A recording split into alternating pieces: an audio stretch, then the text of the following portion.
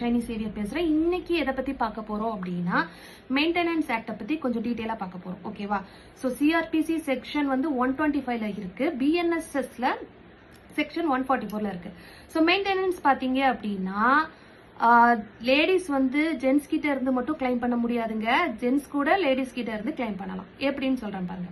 For example, கல்யாணமான wife வந்து அவங்களோட ஹஸ்பண்ட் வந்து ப்ராப்பரா ஃபேமிலியை வந்து மெயின்டைன் பண்ணல அப்படின்னா அந்த மெயின்டெனன்ஸ் வந்து கிளைம் பண்ணிக்கலாம். For example, food, shelter and க்ளோத்திங்க்கு ப்ராப்பரா இன்கம் கொடுக்கல அப்படின்னா, அவங்களோட இன்கம் வந்து ப்ராப்பரா ஃபேமிலிக்கு ஸ்பெண்ட் பண்ணல அப்படின்னா ஒய்ஃப் வந்து ஹஸ்பண்ட் மேல ஒரு மெயின்டெனன்ஸ் பெட்டிஷன் போடலாம். ஓகேவா?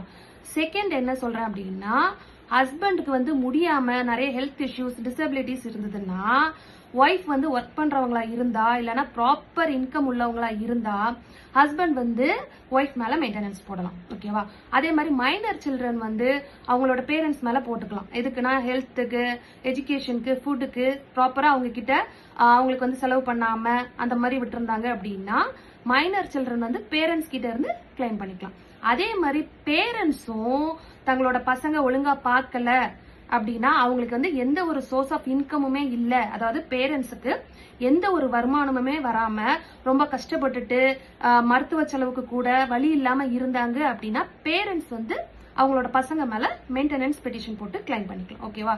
சோ அந்த மாதிரி மெயின்டெனன்ஸ் வந்து காமன்ங்க, யாரும் யார்கிட்ட இருந்தாலும் ப்ராப்பர் ரீசனோட கிளைம் பண்ணிக்கலாம்.